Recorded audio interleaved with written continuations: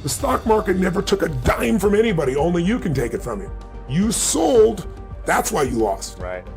But it is the greatest opportunity in your lifetime to go from wherever you are financially to where you want to be. I hope your audience is listening right now. Hear me. If you want to leapfrog and you're a millennial and you think there's no future, or you're, a baby boomer and you think you're too old and it's too late, the greatest gift you have is, why do people not invest? They're afraid of failing. If you're a millennial, right? So you grew up witnessing 2008 when you were still relatively young. How old are you now? 33. Okay, so you were what, 27? What? 2008. Yeah, 27, I guess. Yeah, 27, 28 years old. So you're a young man, and you're watching the world melting down in front of you. For most millennials, they are the first generation since the generation that went through the Depression that is not investing at the ratio they need to, even close. And they have more debt than everyone, probably, right? With all they have more college debt than everyone. Absolutely true. I have a friend that has $400,000 in debt. Dental school. President Obama just paid off his debt 5 years ago while he was still president. No. I swear to God. Oh my gosh. It's mind-boggling. And he had a bunch of scholarships, but the last bit, it took him that long. So what I tell them is, listen, paying off your debt's not enough. You've got to become an owner, or you're always going to be in that place. So yes, pay off your debt, but here's what you need to know. You got to become an owner. You got to get in the game, but you got to understand the rules of the game. You don't know the rules of the game. The old phrase is, when a person with experience meets a person with money, we know the phrase, the person with the money ends up with the experience. The person with experience ends up with your money, right? Yeah. So I teach people the rules of the game so they don't get screwed. But the most important thing is this. Winter's coming, but people react. So let's take last year. Last January, 2016, we had the worst stock market opening in the history of the stock market. First, I think it was 10 days. There was a drop of $2.3 trillion with a T. Crazy. Everybody's freaking thinking the bear market's here, the market's over, the crash is here. I think the market dropped 800 points one day, and on that day, all the richest people in the world were in Davos, Switzerland, for the big conference that they do every year. And they went there, MSNBC went there, and everybody's freaking, what are we going to do? And they said, let's go ask Ray Dalio. Now, your listeners may or may not know Ray Dalio as, if you're not in the financial business, probably never heard of him. You probably heard of Warren Buffett, but Ray Dalio's done more. You had to have a $5 billion net worth and $100 million to give him, or he wouldn't talk to you 10 years ago. Now, he doesn't care how much money you have, he won't talk to you because he's got a closed fund. But they go and they put Dalio on television, CNBC, he's the king. What do we do? And he says, well, you don't need to panic. Corrections happen all the time. But you need a strategy that when markets go up and down, you don't go up and down. And he said, I spent 15 years of my life to perfect such a strategy. All of my money's in that plan. And he said, it's called All Seasons, and I've never revealed it before, but I gave it to Tony Robbins. He extracted from me, and it's his book. So you got to go read his book. This is what he says on national television the day the markets are crashing. And that day, to give you an idea, which is the beginning of February, I think it was 9 days into February, the market was down 9% in the first 5 weeks of the year. His strategy, which he gave me, which has made money 85% of the time for the last 75 years. Wow. It's averaged a 10% return, just under, and the average loss, when at 15% loss, was 1.6. Right. So if you go to Vegas and you could spend 85% of the time make money, and when you made money it was 10%, your loss is 1.6, you could go forever. His plan made 2% while the market was down 9%. So it was up 11% difference. Now, I'm not suggesting that's the only strategy to do. There's many. His is the smoothest ride with the least risk. But what it did was, combination of that, and then right after that, I interviewed Fed Chair Alan Greenspan. He was the head of our economy, the most powerful man in finance for 19 years, 4 presidents he was there running. I was just with President Clinton this last week. He was the Fed Chair for him. And I interviewed him for like 2 hours, or 3 hours off stage, 2 hours in front. And I asked him in the very beginning of this thing, I said to him, I said, look, if you could be put in the Fed today, what would you do? And he looks at me, and as I said, he leans forward and he says, resign. So I look at that and go, oh my God, I need to write a book that'll free people. So here's what will free you. Everyone's afraid of the crash. So here's what you need to know, 2 terms you should understand. Correction versus crash. Anytime the market drops from its high by 10% or more up to 20, it's called a correction. Right. If it drops 20% or more up to 80%, like in the Great Depression, then it's called a crash or called a bear market. Okay. So how often does a correction happen? How often do we have to be prepared for it? Since 1900, we've had a correction on average every year for 116 years. So When is winter coming? This year on average. Every It's year. like, how often does winter come? You wouldn't be surprised if it stormed and rained. Now, some winters are long, some are short, some are harsh, some are light, but winter always comes. So I wasn't panicked when this happened last year. I'm not panicked whenever it happens because I know it's supposed to be. Yeah. How long does it last? Average, 56 days. Okay, so just under 2 months. What's the average drop during that time? 14% over the last 30 years, 13.5 of the last 100 years. So I use the more recent one. 14% gets your attention, right? 14% you get a little gut check. Yeah. But here's what you need to know. 80% of all corrections never become a bear market. 80%. So all this fear, and what people do is what you said you did, is they see it, it's freaking out, I'm losing money, I'm the hell out of here, and they get out. The stock market never took a dime from anybody, only you can take it from you. You sold, that's why you lost. Right? So if you look back and say, what was it like in 2008? I can remember vividly being with my platinum partners and saying, you see these $80 stocks? This is 6 months before the crash. I told them in April, I brought them to Dubai, and I said, these stocks are going to go to 8, and some are going to go to $1. Wow. And by October, and I told them what to do, so they were able to get out. October, I go on the Today Show in October of 2008, and they go, Tony, there's been $3 trillion meltdown. Pump the country up. You got 4 minutes. like, Ready to go. That's not what I do, first of all. And I said, I'd be a lie. I'm not going to pump up. At that point, the $80 stocks were 8. I said, some of those, I said, I'm not a market forecaster, but I work with Paul Tudor Jones, one of the greatest investors in the history of the world. In the biggest market crash in history, 1987, he made 200%. Wow. When everybody else was losing their entire life. And I've been coaching him continuously now for 24 years, every single day. Wow. So I said, I work with the best in the world. And they're telling me, based on history in the 30s and history in the 70s, this $8 stock, some are going to be $1. And I remember the day in March of 2009, Citibank, which had been, I think, $70, sold for 97 cents. You could go and take your money out of the ATM. It costs you more to take your money out than to own the bank, right? And then I told people it'll jump from 99 cents to $6, $10, $12 in a month or two, and it's exactly what it did, right? So what you got to know is corrections happen every year. You got to know they're a couple months. You got to know it's 14%, and you won't lose because 80% of the time it doesn't go to a bear. Now, what about the bear? The bear market, it happens, to give you an idea, in the last 100 years, every 3 to 5 years. We've gone 8 without one. We're way overdue. Yeah. So in modern years, last 30 years, it's about every 5 years. The average length of a bear is 1 year. The average drop is 33%. Wow. A third of those drops go 40% or above. That, I don't care how well prepared you are, that's a scary thing. Yeah. But it is the greatest opportunity in your lifetime to go from wherever you are financially to where you want to be. I hope your audience is listening right now. Hear me. If you want to leapfrog and you're a millennial and you think there's no future, or you're, a baby boomer and you think you're too old and it's too late, the greatest gift you have is coming. I know it doesn't sound like it. This is not positive thinking bullshit. This is the truth. Wall Street, the stock market, is the only place that when things go on sale, people freak out. If I said, you like Ferraris? Sure. If I said to you, Ferraris go on sale for 50% off. Awesome. But when I tell you Apple's on sale for 50% off, you go, oh, what am I going to do here? What's wrong? The whole world's coming to an end. If you think about it, how old are you? 33. 33. So let's assume if you were 35 and you lived to 85, you got 50, 52 years ahead of you. That means you have 52 more corrections to live through. Right. That means you're probably in those 50 years going to have 10 more bear markets to live through. If you're going to have a gut checks every time, or you're going to leave out of it, Right. if you didn't participate because you thought, oh, the market's too volatile, I can't trust it, all that stuff, you missed 250% return in the last 8 years. I mean, you've missed out on everything while you're waiting for things to be better. And if you won't do it when it's like this, when it crashes, you're not going to get in. Sure. So here's the good news about the bear.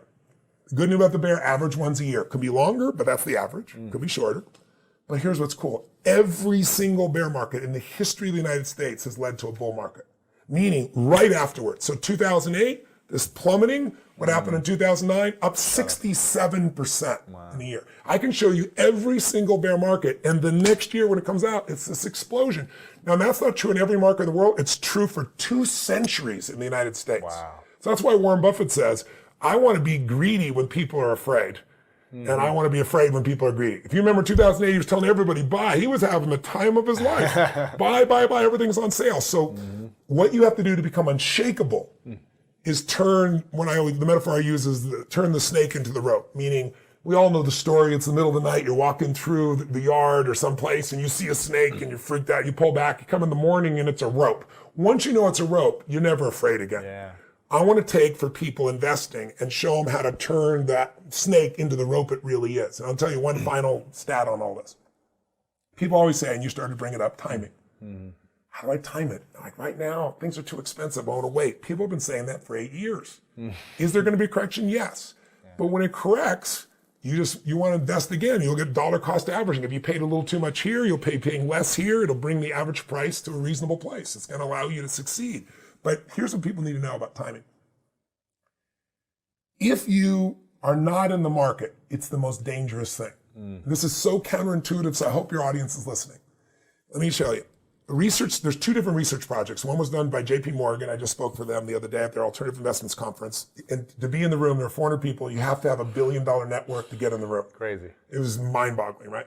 So JP Morgan did a study, and also Schwab did a separate study, 20-year studies. In the last 20 years, to give you an idea, the average S&P 500, that index, has produced 8.2%. Over 30 years, it was 10.28. But in the last 20 years, a little bit less. Still great. You double your money, roughly you're in a position where you double the money a little more than every, what is it now, 7.2, so it'd be like a little more in 10 years. But here's what they found out. If you miss the 10 best trading days in 20 years, because you're trying to time the market and you're not in it during one of those days, you went from 8.2% return over that period per annum, per year. It dropped down almost half, 4.5. What are the chances of you knowing the best 10 days to trade in 20 years? None, right? Warren Buffett said, market timers and market forecasters are only there to make fortune tellers look good because no one can do it successfully. Even if they do it for a while, it doesn't last. It's luck.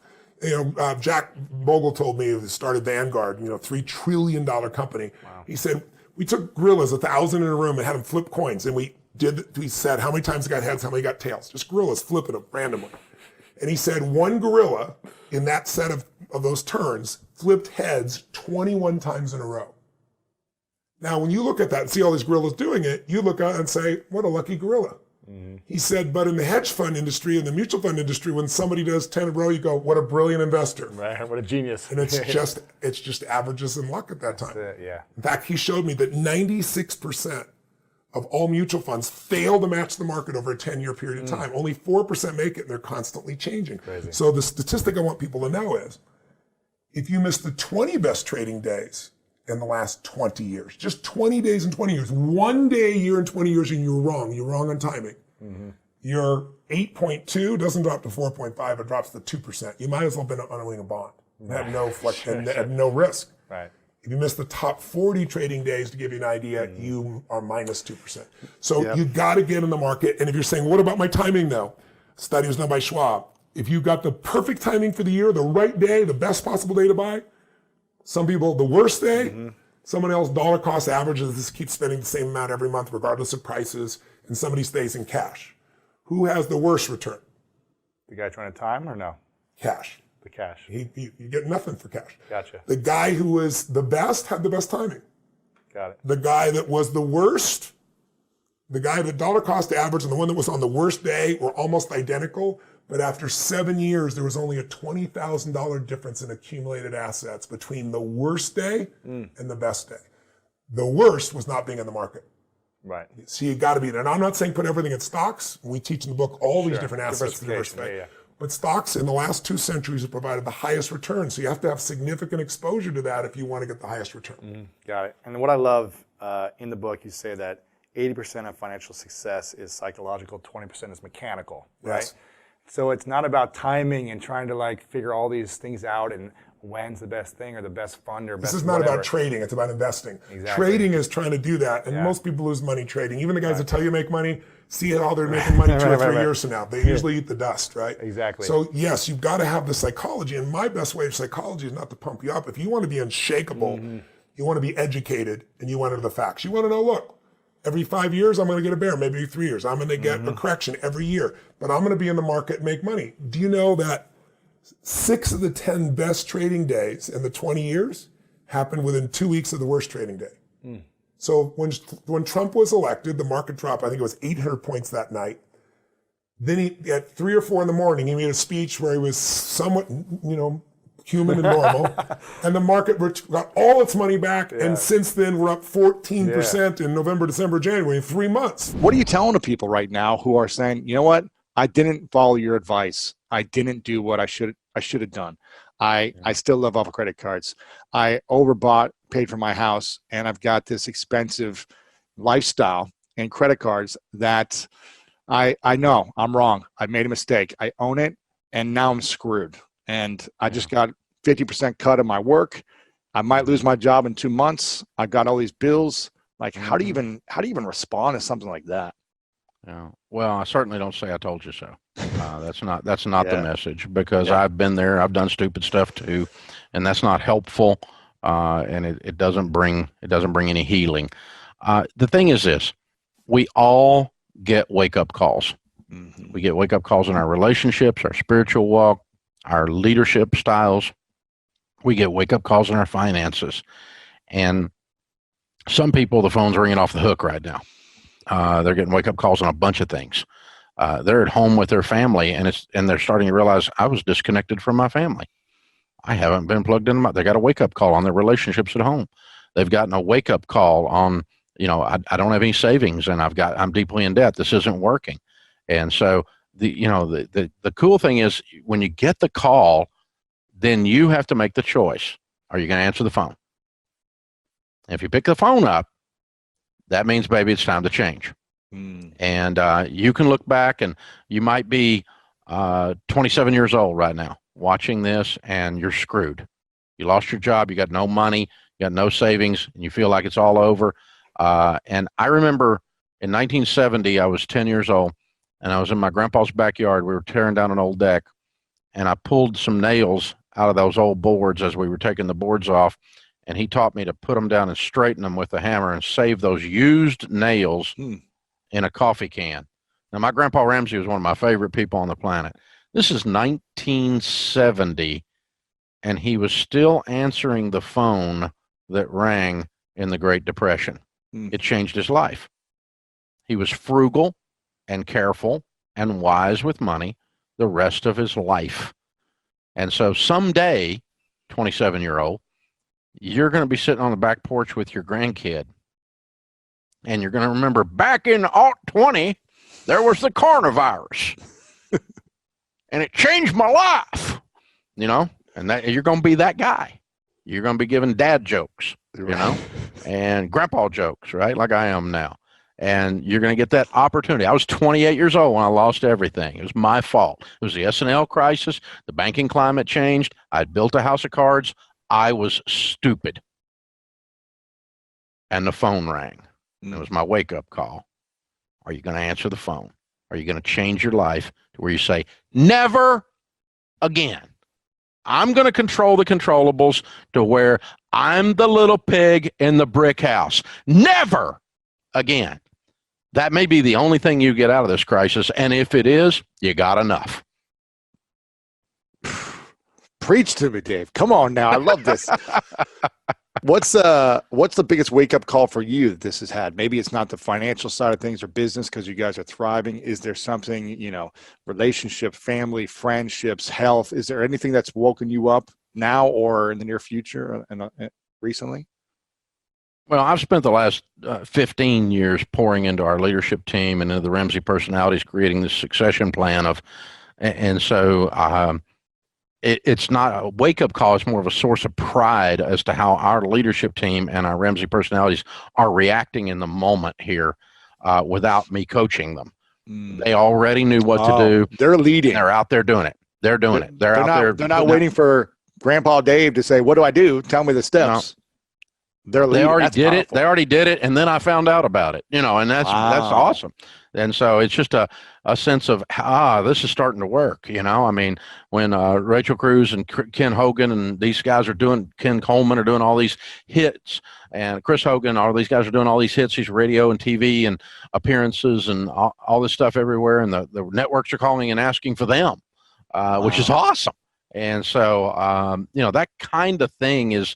I don't know if it's a wake-up call as much as it's very satisfying to say, all that work of the last decade and a half of getting everybody ready to win because we were winning in a winning environment. But then when you get the pressures on and you get squeezed, you see what comes out, and it's good stuff coming out. What was the last, what year would you say was the last big wake-up call for you around, one of the main areas of your life? Do you remember when that was? Where you're like, I'm eating a little too many candy bars, or my relationship, or what? It sounds like you've had the finances down for many years, but is there another life where you're like, oh, you know what? I really didn't do as good as I should have done here. I guess it's probably leadership, and I probably get one of those calls every day. Really? There's some days I'm a world-class leader, and some days I'm just a butt. In what way? Like, how are you? So sometimes I do a better job than other times as a leader, and I own it. I get it, but you'd think as old as I am, I'd be doing better. So, but I know what I'm supposed to do, but sometimes I just don't have the energy to do it. I don't care. Yeah, and I should just care more. I really should. I shouldn't be such a grouch. Oh no, you care a lot about a lot of people. I'm curious, what's the best dad joke you share? Oh Lord, I don't have no idea. You got me. I'm not a dad joke guy really, other than just stupid stuff off the cuff that doesn't even make sense generationally. So yeah. No good dad jokes. What is the most common thing that you're hearing with the people that are calling in for you right now? What's the thing that you hear over and over again that they need the most support with? I think there's a sense. I think when hope gets gut punched, the way it has for folks right now, the answers fall. A lot of them fall in the category of this is not going to last forever, because there's this sense that stock market's down. Do I take my investments out? Well, only if you think it's going to stay down forever, right? Because you're 35. You're going to be investing for 30 more years. You don't think it's going to come up in 30 more years? I mean, really, you're predicting the end of America? I mean, that's silly. But your emotions tell you lies when they're based in fear and when they're based in anger, and they tell you lies, and they tell me lies. We believe those lies in situations like this. So, I lost my job. I know, but that's happened before and probably happen again. Just get you another one. Well, there's a lot of people hiring right now. There are a lot of people hiring. Amazon's hiring 100,000 people right now. Yeah. So, I mean, there's jobs. It may not be the one you want, but you can get some food. Yeah. Get you a leaf blower, and rich people are afraid of leaves. You can make some money. So there's some stuff to do out there. But so the thing the sense that the thing you're afraid of is going to last longer than it is. Yeah. Whether it's the actual virus, whether it's the shutdowns, whether it's the economic repercussions of the shutdowns, whether it's the employment situation, whether it's the quarantine, it feels like it's going to last forever. But I mean, the chances of you being in the exact situation you're in a few months is almost zero. Yeah. Your life is not a snapshot. You're not trapped in this moment. It's a film strip. The story's going to continue to unfold. Yeah. And so that when hope takes a gut punch, though, we get down in that fear, or we're mad, or however it is we manifest that stuff, those negative things, the emotions that we all have in these situations, that's where a lot of my questions are coming. They're all built in that. And I'm spending all my time going, yeah, but it's not going to last forever. Yeah, but it's not going to last forever. Yeah, but let's visit this in May. I think you're going to be okay. By June, are you even going to remember this? It's the great toilet paper shortage of the spring. I don't know. I mean, what is it? It's some people are going to have devastating, horrible things that are going to be life-changing. But that's a very small percentage compared to the number that are worried about it. Yeah. And so and you're going to get out of it. You're going to get out of it. You're going to be okay. You're going to be okay. I like Preacher Dave, man. This should just be Preacher show. I like this. What is the worst investment people should be making during this time, and what's the best investment they can make? In my life, when I have become desperate, right after that's when I become stupid. Yeah. And explain. The other one is when I get, when you get scared and you go rushing towards something out of fear, that sense of desperation, this thing, when you do that, you're getting ready to screw up. I mean, just count on it. And the other time you do that is if you're greedy. If you think I got this one. I can take advantage of this. And I mean, greedy as a lack of virtue greedy. I don't mean greedy in a positive way where I'm being ambitious, okay? I mean the negative sides of greed. And so if you're functioning in desperation or in this no holds barred, I'm going to just clean up on other people's pain thing, that's when you're getting ready to screw up and you're getting ready to make a major mistake. And so you're set up also for con artists when you do that. And so if you're functioning in high emotion, your brain just doesn't work good. My friend Art Laffer says, when you're panicked and when you're drunk, you don't make good decisions. And so, when you're on high emotion, your brain your critical thinking skills shut down. And so that's when I've made the biggest mistakes in my life, is when I was desperate, and the few times that I was greedy, where I thought, I'm going to slip in there and that's going to be easy money. What was that? Easy money. Could you share a story of one of those greedy times where you tried to jump in and it didn't a buddy of mine, I was in my 20s, and a buddy of mine was buying gold. And now this is in the 80s. Okay, it's a million years ago.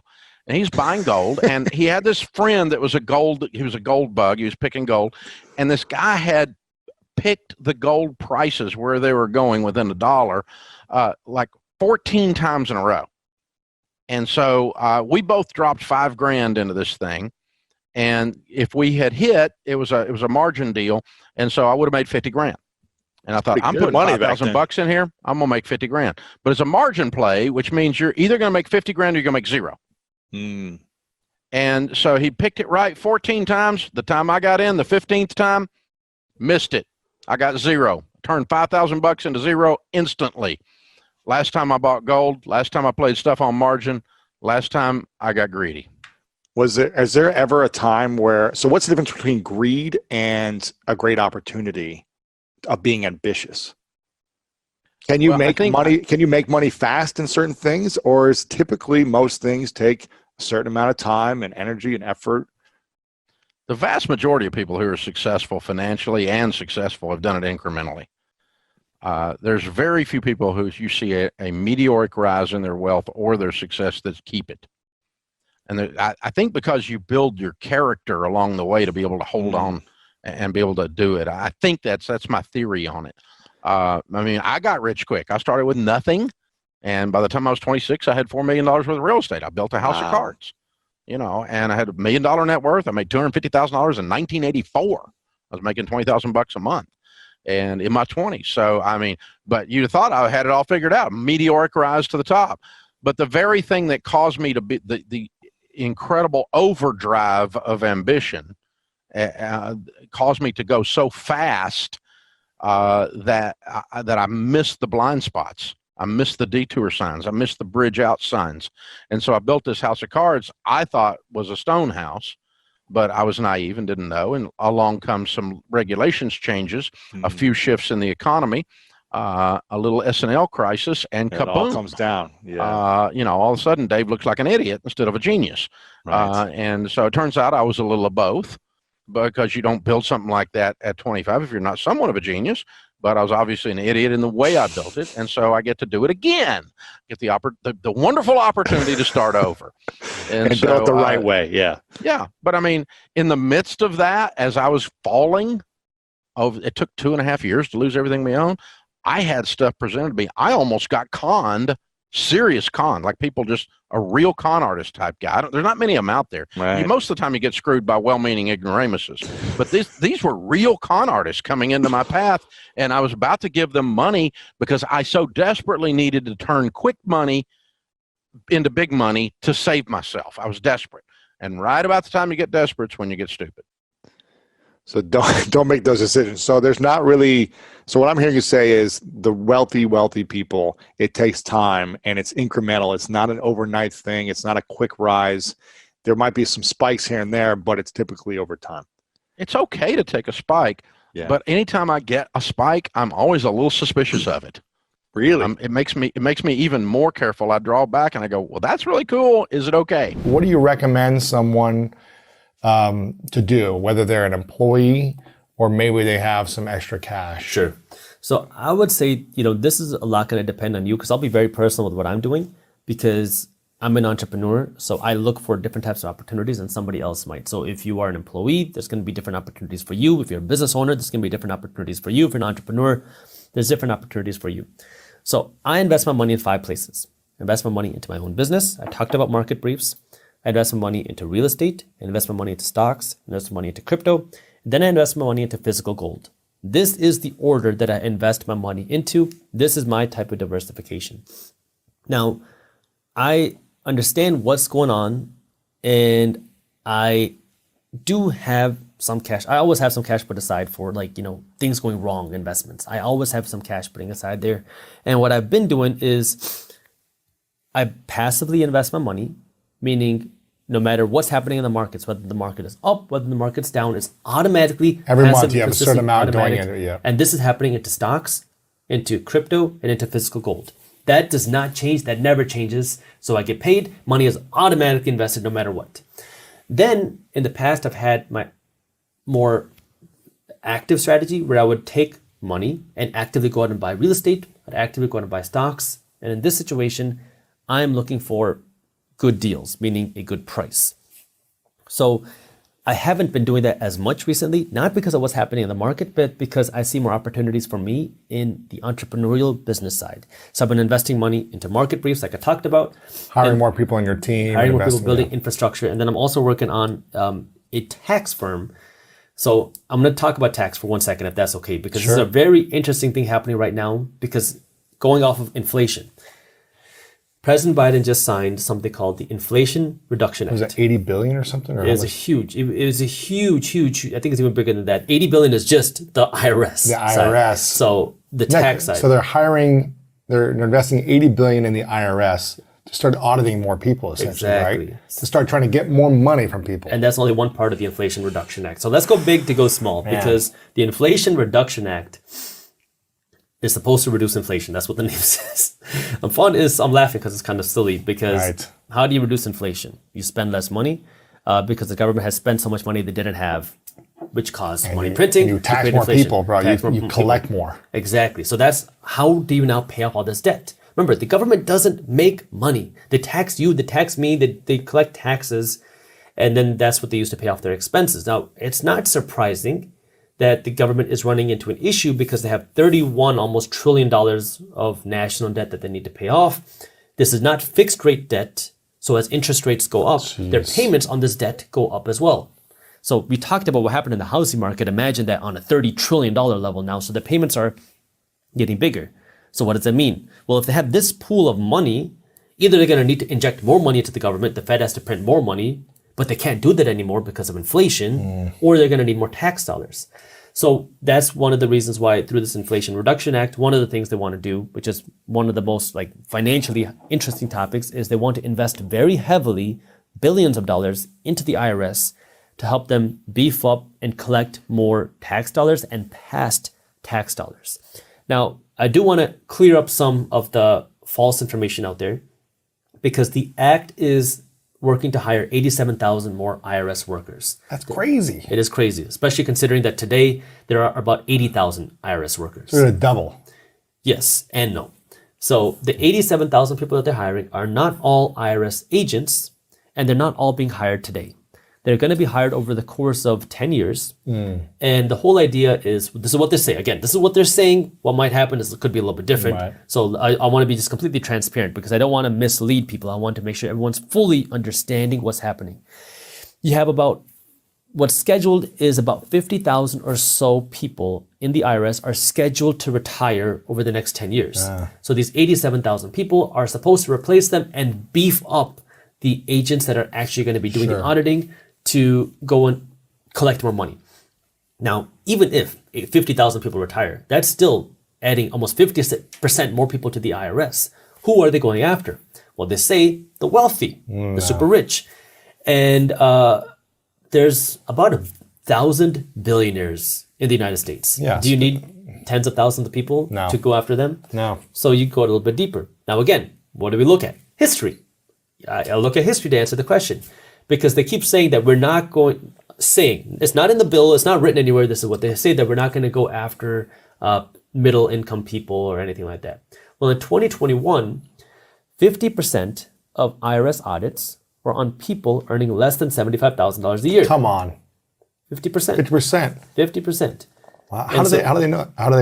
Is that public information? Go search it on Google. Wow. Google has a lot of information. 50% of the audits were on people that were making less than under $75,000. $75,000 a year. Wow.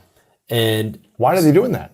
well, probably because if you're making less money, you're not going to have the resources to hire a good accountant and hire a good attorney to represent you. So it's a little bit easier, less cost. I mean, it's just easier, right? I mean, you're maybe less financially savvy than somebody who's making $500,000 a year or $2 million a year, because now you probably have more resources to defend yourself. So that's a bigger fight for the IRS. And you're probably more protected because you have good advisors who've told you what to do. Right. Because now let's say you're making Filing your taxes, you're doing all the right steps, and maybe if you make $1 million, once you start making a lot of money, like if you're making over $1 million a year, you're not trying to play the game of trying to hide $10,000 because now you're already under scrutiny. Yes. The IRS is trying to see you do something wrong. And so if you try to get $10,000 under the table, it's a bad idea because you already know you're being watched. you do everything by the book. You're trying to be the best. And you have good advisors to guide you to do everything legal so you can pay the least amount of taxes possible legally. Now, if you're making $50,000 a year and you have a side hustle making you $1,000 a year, you might take that in cash because you might say, it's $1,000 a year. Yeah. You know, it's just the reality, right? You're taking pictures at people's weddings. You're doing whatever. You're making some cash and you're just doing it under the table. And the IRS wants that $1,000. And this is one of those things where it's not surprising because if you look at what's been happening over the last couple of years, this has almost like been a foreshadow of things to come because you remember over the last couple of years, we've seen this new rule on Venmo, right? On Venmo transactions where they want all Venmo transactions over $600 or something like that, where now if let's say you're a photographer and you're taking pictures at your friend's wedding and he pays you $700 and Venmo has to report that, they want to know that. They never said why, but now you're starting to see all these things start to add up where if you're doing these small things, it's just like things starting to fall into place where, oh, no wonder they started wanting all these details for this. No wonder they started really going after cryptocurrency brokerages. No wonder they really started doing all of this stuff, maybe creating a digital dollar because they want to be able to see every transaction, which means they want to be able to tax every transaction. Now, of course, I can't validate this, but it's just like puzzle pieces starting to come together. And so this is where the tax thing, why is it so important? Because of inflation, because of the national debt. The government needs more tax dollars to be able to go and fund their payments. And so what are they going to do? Well, they're going to try to find the easiest hanging fruit. Is it going after a billionaire? Probably not, because the billionaire is going to say, come after me. I have my resources, I have my army behind me. All my accountants, they've done everything. Yeah. We have everything there. Everything is documented because we want to play by the books because we know you're already watching. Right. Now, I'm not saying that everything always is right? There's, of course, exceptions to this. But this is where you just have to understand, they say that they're not going to go after anyone making middle income, whatever. But after you look at the 1,000 or so billionaires, okay, you got to look at everyone else.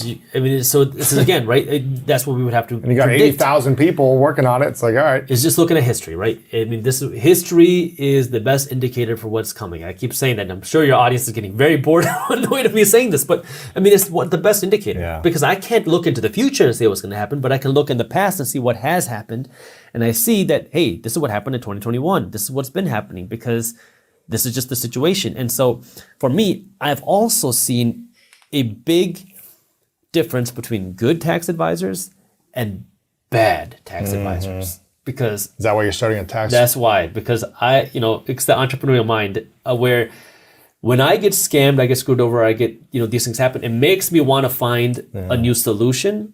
That's how I started Minority Mindset. I got scammed when I started Minority Mindset. I got screwed over when I started my event planning company. I got completely screwed over in my first real estate investment deal. Pretty much every part of me had to do with something really bad happening. Yes. So I had a really bad tax advisor. He was really just an accountant who filed my taxes and was never on time. And I got this call. It's horrible. It was just a mess. Yes. I got a call from my accountant one day. I'm in the office. This is right before my morning huddle. So we have a 9:30 a.m. morning huddle. Calls me. I think it was like 8:45 in the morning. I'm in the office. Says, "Hey, Jaspreet, how are you?" I said, "Good. How are you doing?" He said, "Hey, listen, I need you to do me something. Can you wire or send the IRS $100,000 by the end of the day today? And can you also send about $15,000 to the state government by the end of the day today?" I was like, "What?" He says, "Sorry, we had some miscalculations. We did something wrong. Holy and we missed cow. this, and you need to send this by tonight." And I was like, Jeez. "Are you serious?" He's of like, "Oh cash. yeah, one more thing. You're probably gonna have to pay a penalty on this as well." Oh my And gosh. this is a completely true story. Like When was this? this is not. I mean, this is less than a year ago. Oh my gosh. And so it's. I mean, it's That's painful. It's very painful. And so I'm like, okay, like I was very frustrated because I'm like, what did I do wrong? Like, what are you talking about? He's like, you didn't do anything wrong. And I was like, well, if I'm the one that has to pay this and I'm the one who has to pay the penalty, something's not right here. And so I paid it, and then I fired him pretty quickly, right. because that's not the way I like to do business. I want everything to be clean, but I also want people who care about what they do. And he was a cheaper accountant. Yeah. I got what I paid for, and so I went on the hunt For to find the top a good accountant. top of the line accountant, and I pay a lot more than what I used to. However, the scenario is extremely different because he has a very different personality, about a different persona, and the way it works now is, one, he manages all my books on time and ahead of schedule. So every month he meets with me and he shows me, "Hey, Jaspreet, here's your profit. We'll start from the top. Here's your revenue. Here's your expenses. Here's what your expenses look like. Here's how they changed. Here's your profit. Here's your tax liability. And here are the things that you can do to limit your tax liability." That's cool. Here are, 3 recommendations or whatever that we believe based off of what's happening right now to legally limit your tax liability. And he has given me so many interesting ideas because the tax code is over 2,000 pages long. And I'm an attorney. I studied a lot of tax. It takes a lot of knowledge and education to understand and read the tax code, but then things keep changing all the time. Like even this Inflation Reduction Act is changing corporate tax structure. So you need somebody who literally eats, breathes, and all they care about is tax. And this is this guy, right? And I'm like, dude, like this is amazing. Like I love this because I don't have the time and I don't want to spend my time thinking about taxes and all the cash flow stuff. I want to build my business. And so I got to know him, got to see how he worked, and I really liked it. And after a number of months of working with him and seeing him in action, I was like, hey man, like you have nothing on social media. Like, can we work together? Like, he's very good at what he does, but I was like, let me work with you. Like, I think we can create a lot of things here because there's a lot of small businesses that need what you have to offer, because there's a lot of small businesses who have bad accountants who all they do is file their taxes. And you need a tax advisor, especially now as we're going to see a big change. Like you need an advisor who's going to guide you on what to do with your money, how to document what you do, like just to make it completely seamless. That way you don't have to stress about it. Right. And he was like, I'm down. So over the last couple of months, we've been working to build this together. It's not launched yet. We're just talking about it because it came in conversation, but that's something that I've been really working on. That's cool. So, if you're listening to this and you want a good tax advisor, just email me, There you go. team@theminoritymindset.com, or send me a DM on Instagram, Minority Mindset, and I will connect you. But this is where, what am I doing? I like entrepreneurship. I like this stuff because it gets me excited. It's the way that my brain works. It's the way that gets me my purpose, right? And so I do that. I like investing in real estate. I like investing in stocks. I'm passively doing it in stocks. But right now I just see more opportunity for me to invest in things like market briefs, to invest in things like this tax firm, because like I see the opportunity.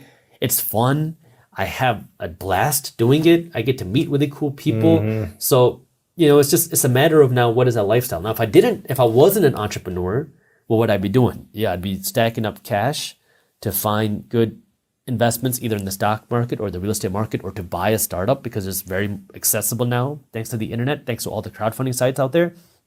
And I'd be passively investing. Like, I would not change that.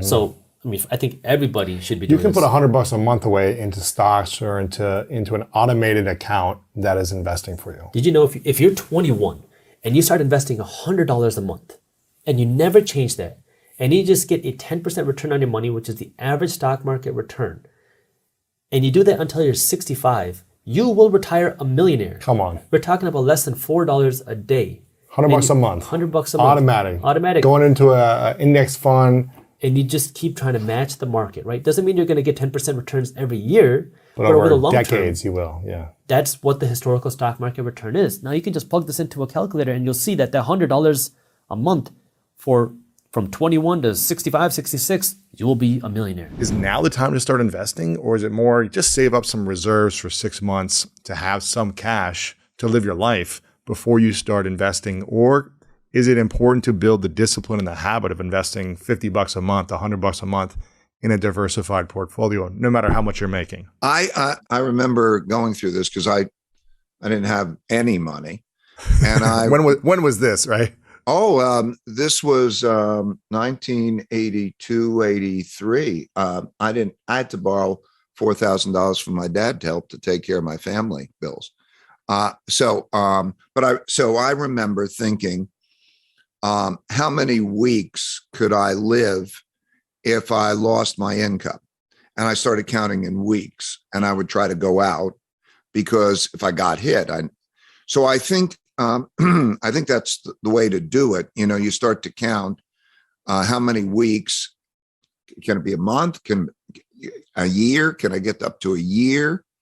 I didn't like that because of the fact that there's an obligation, and it's like, oh, if I get, then I'm going to be drowning. I'm trying to keep my head against water. This is just my own bias. But anyway, count how many you can, and then assume that its buying power over the next number of years can fall by 3 or 4% a year, or if you put it in a risky investment like stocks or something, it can fall by more. So cut that number maybe in half and have twice as much, because you have to understand that that's your freedom. That is your safety. So that first band, you must take care of that first band. Take care of that. Once you get past that and you feel, okay, I could take care of my family and I could take care of mine in a worst case scenario, then you have the freedom to then take other kinds of risks. But when you're building that portfolio, it's the same thing as when you have a lot of portfolio past that, just you want to diversify well, because you could see what happens to the markets. Every market, stock market, bond market, most markets have had times where they've gone down over an extended period, 60 or 70%. So in buying power.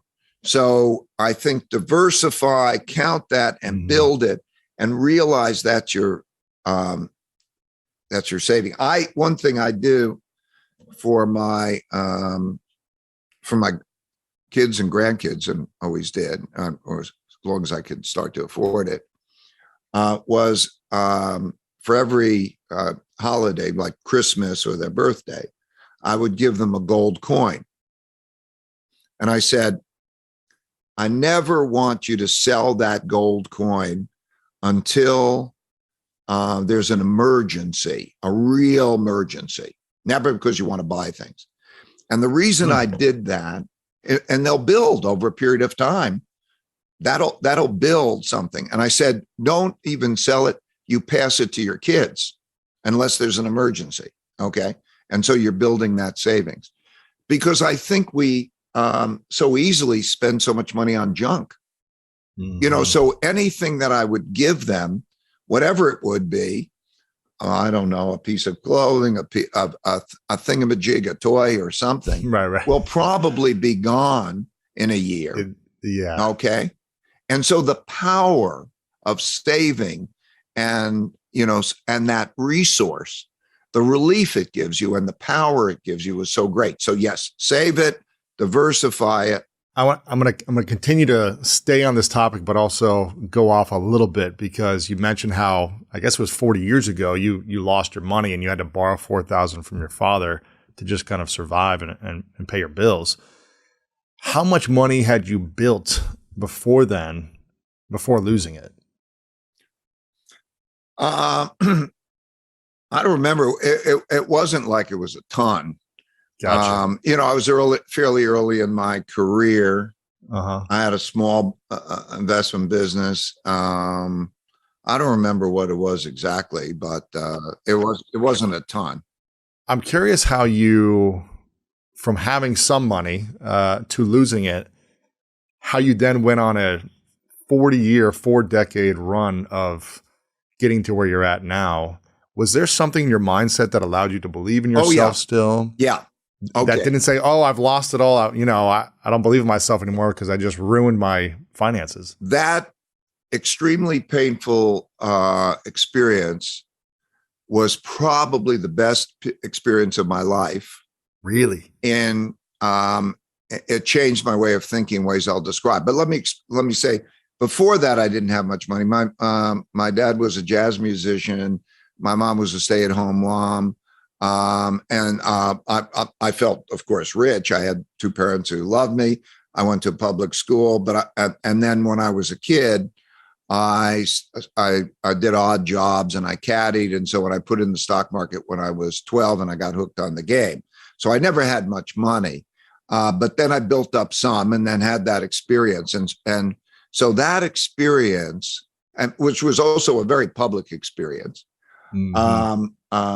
was very painful, but it changed my approach to decision making in really a profound way. First, it gave me the humility and fear of being wrong that balanced my audacity to double check myself and, in fact, try to find the smartest people I could who disagreed with me to have them stress test my thinking. So I'm never sure if I'm right.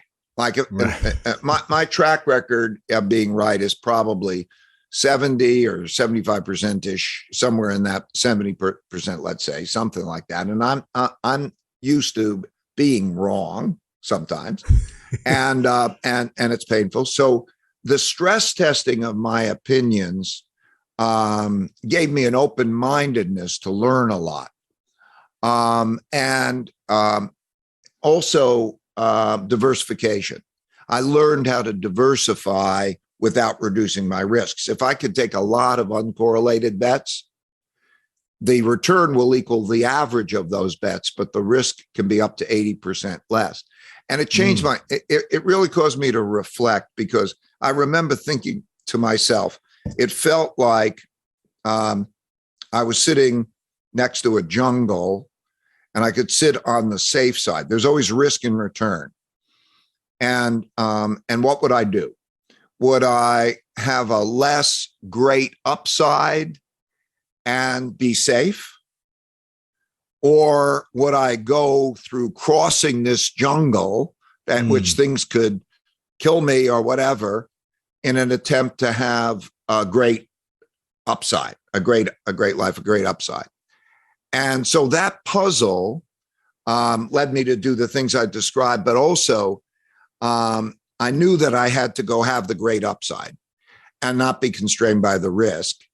And so I did the two things that I've described, but going into the puzzle, I found that it was great that to find people who could see things that I couldn't see, and vice versa, so that we were on the mission together, because people see things differently.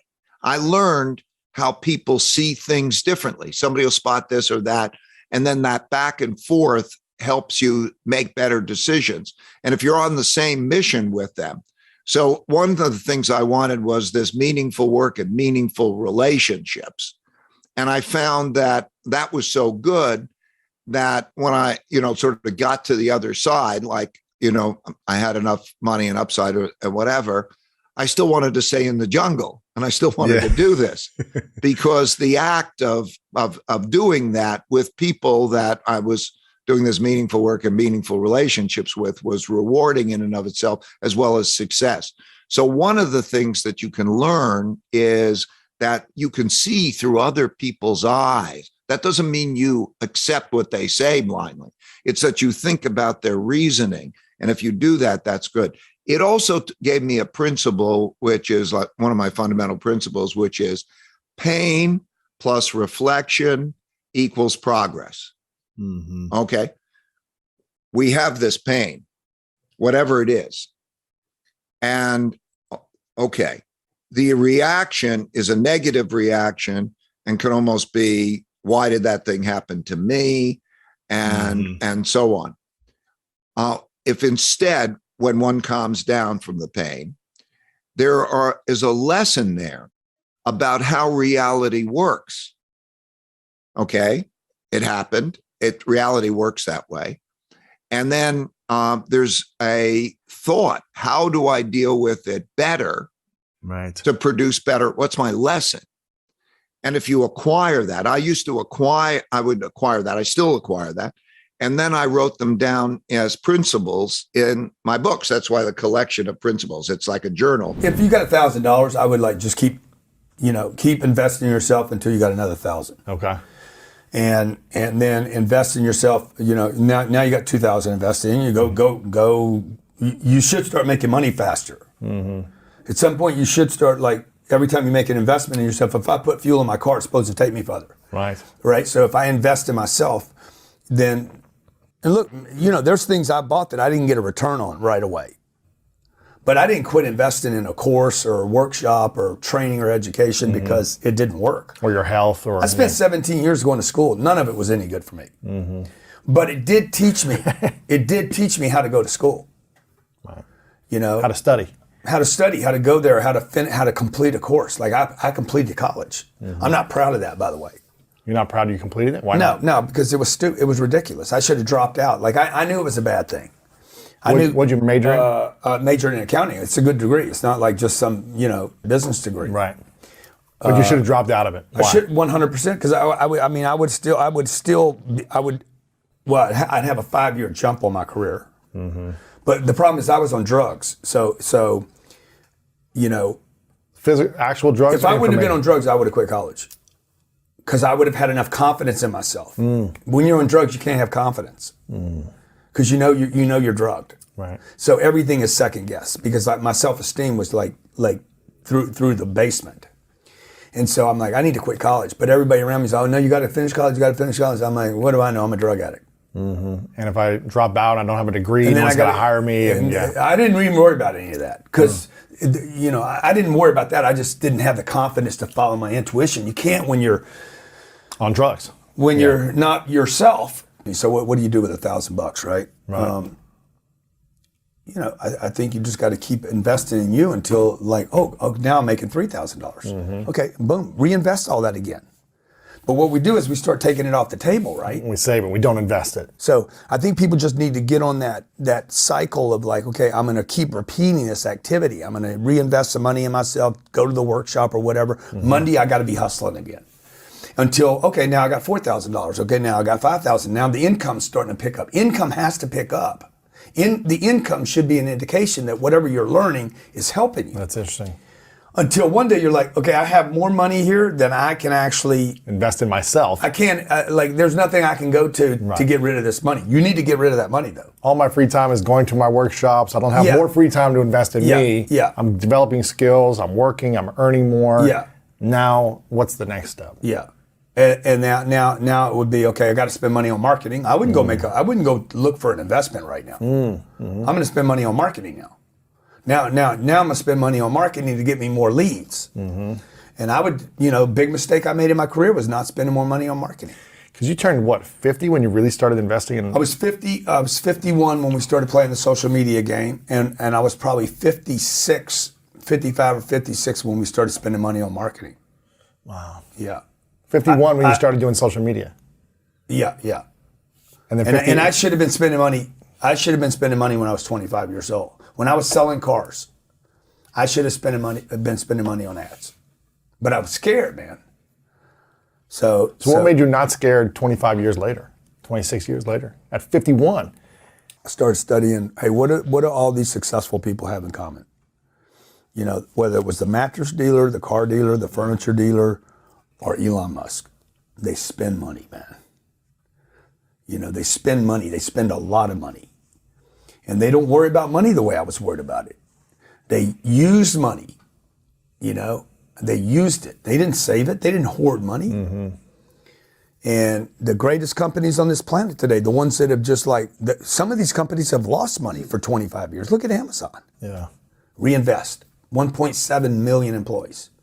When I started, I remember I looked at Ernst Young. I said, I have a buddy that worked at Ernst Young. I said, how many employees you got? He's like, 240,000. Wow. And I'm worried about 10 people. Mm-hmm. What am I thinking? Mm. So when I quit studying individuals and started studying people, everything shifted for me. When I quit trying to be when I quit worrying about what Bob was doing or Pete or whoever, and started saying, hey man, what is this big company doing? Mm-hmm. Because that also relieved me of being competitive with this guy, Pete, and started saying, okay, I'm going to go do what Coca-Cola does. That's when I bought the plane.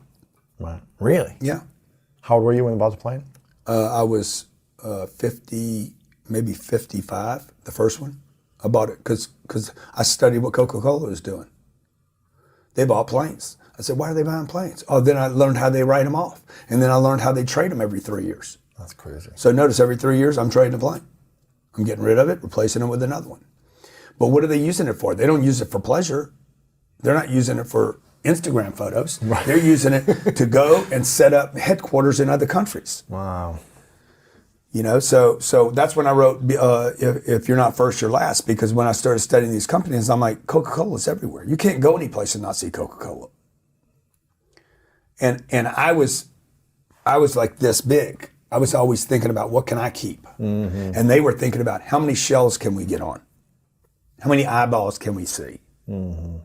So that's when it all clicked for me, you know, and that goes back to that thing about the financial misinformation, right? It's like, who am I studying?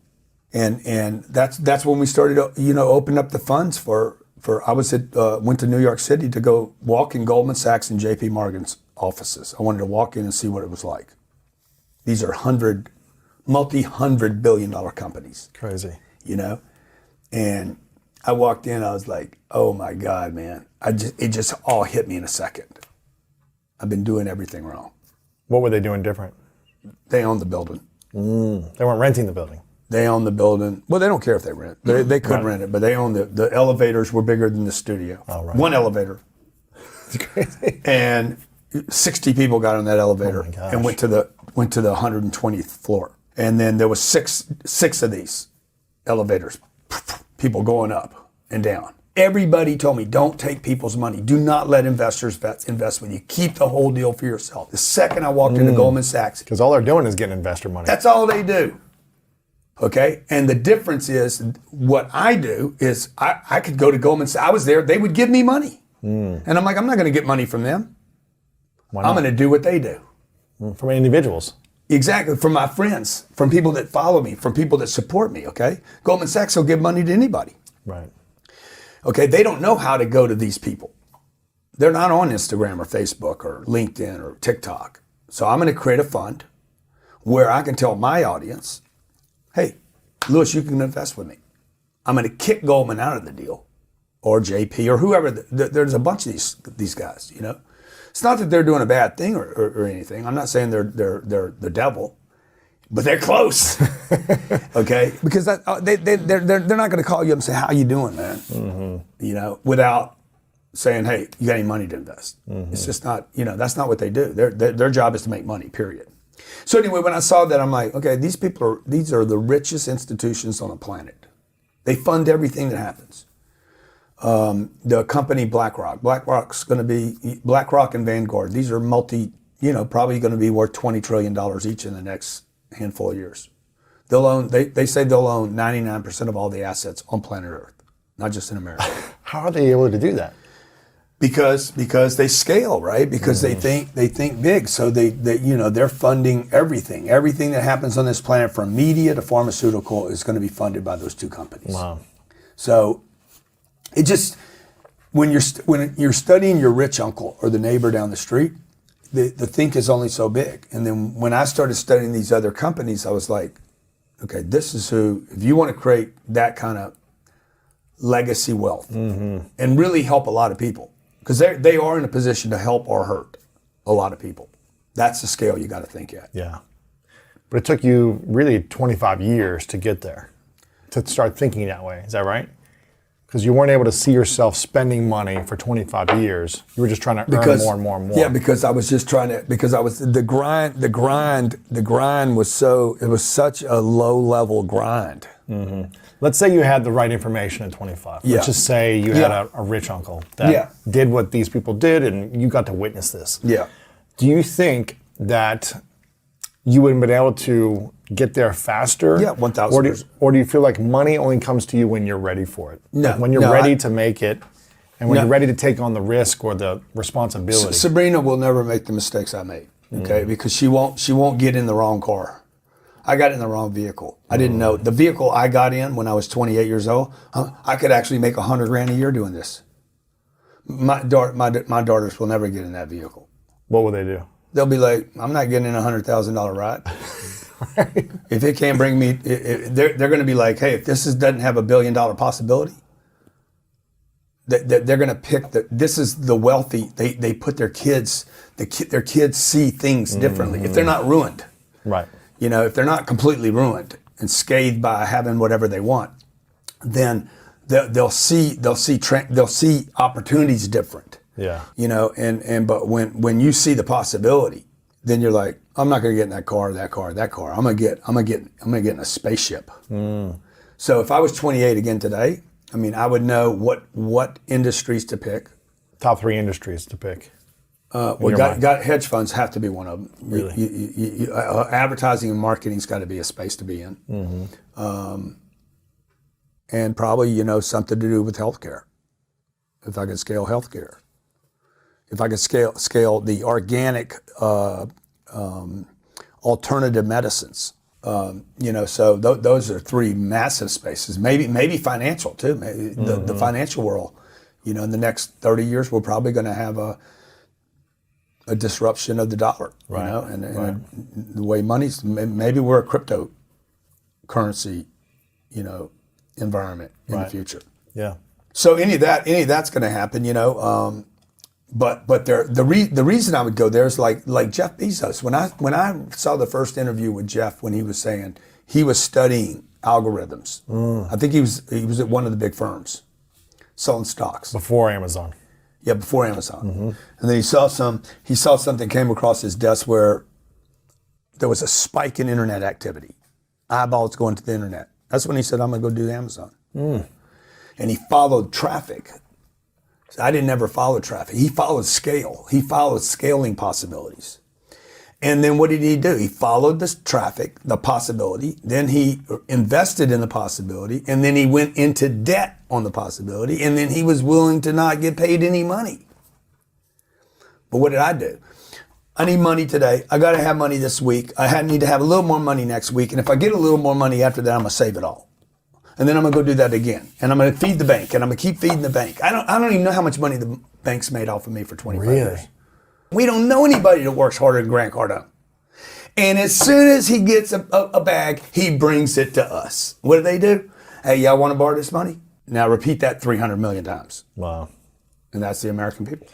What about a family that's thinking, I really feel comfortable having 6 months to a year of savings because I got kids, I got, the rent, I got all the bills. Yeah. What do you say to someone who's like, what? I see where you're coming from, but maybe I don't feel that comfortable yet. Well, then keep, money. If you think money's going to save you, you're just, again, they're stacking information on top of bad information. Okay. Mm-hmm. The money that you have saved in the last 6 months has probably dropped 11%. So the money that you got $100,000. I got to have 6 months of savings. I need, 4,000. My bills are $4,000 or $5,000 a month. I got to have 30 grand in the bank. Got to have 30, but they really have 180. So first of all, I guarantee they have more than 6 months, and they don't even know it because they're living out of terror. Right. It's not logic. Right. You say it's logic. I need 6 months, but you got 3 times more than you need. Sure. Number one. Number two, you've never had an emergency that cost you 30 grand in your lifetime. Very few people ever had that emergency.